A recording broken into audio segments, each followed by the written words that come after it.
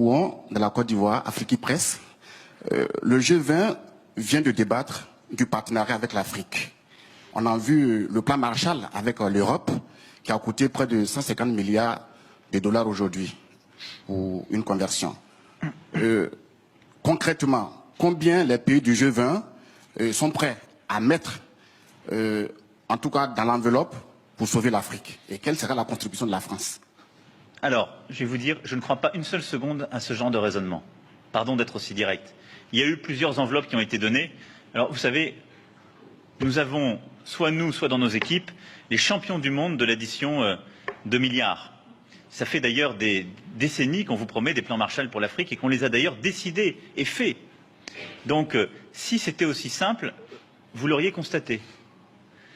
Le plan Marshall, c'était un plan de reconstruction matérielle dans des pays qui avaient leurs équilibres, leurs frontières, leur stabilité.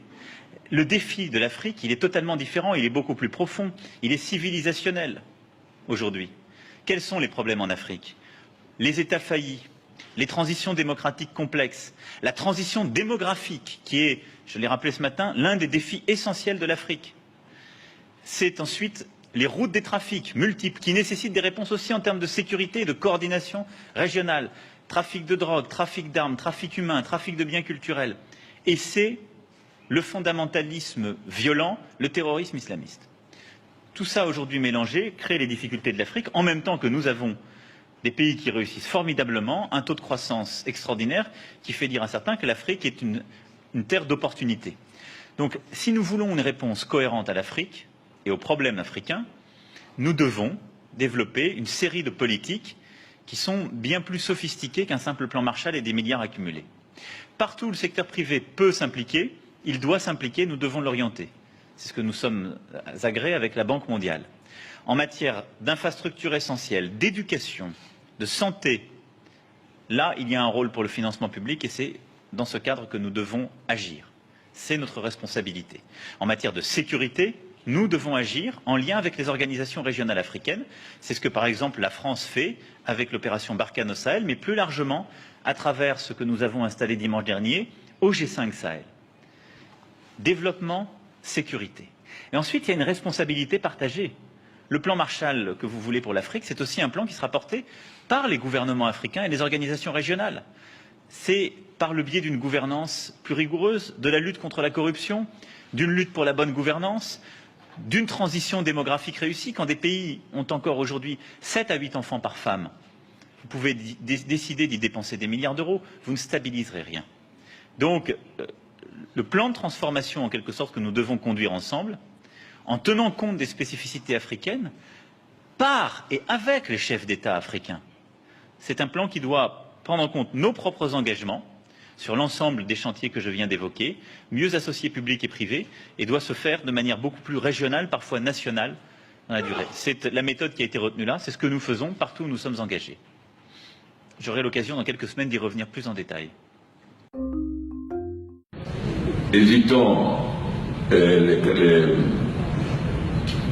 choses que quand nous plaquent. Quand vous parlez de démocratie galopante, c'est du mathusianisme. C'est contre l'Afrique. La démocratie, aujourd'hui, les autres continents nous envient notre démographie parce que c'est des peuples vieillissants et notre jeunesse, c'est notre avantage.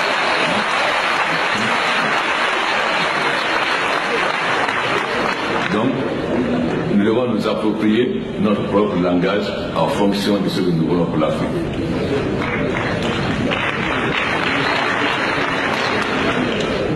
L'Union africaine, les peuples ne se reconnaissaient pas dans l'Union africaine. C'était quelque chose qu'on pensait seulement un syndicat de chefs d'État qui ne se préoccupait pas des préoccupations des populations. C'est pourquoi, depuis le sommet de Kigali, nous avons décidé de changer les choses. D'abord en prenant notre santé financière, parce que quand vous dépendez de quelqu'un financièrement, vous n'êtes pas indépendant. Ensuite, en faisant des réformes qu'il faut pour qu'effectivement les peuples se reconnaissent dans l'Union africaine. Car il est important que l'Afrique parle d'une seule voix. Nous sommes un continent qui a toutes les ressources, qui peut se développer. Pourquoi alors nous sommes en retard? La première, c'est l'esclavage. L'esclavage a vidé l'Afrique de ses forces vives les plus jeunes, donc n'a pas permis à l'Afrique d'être au rendez-vous de la révolution industrielle. C'est une des premières causes de notre retard. C'est pourquoi aujourd'hui, pour ne pas rater la 4e révolution industrielle qui est l'économie numérique, notre première bataille est de maîtriser l'énergie, car sans l'électricité, on ne peut pas se développer. La maîtrise de l'énergie va nous permettre de transformer nos matières premières agricoles, minières et pétrolières sur place et de faire de l'Afrique non seulement un grand marché, mais l'usine du monde.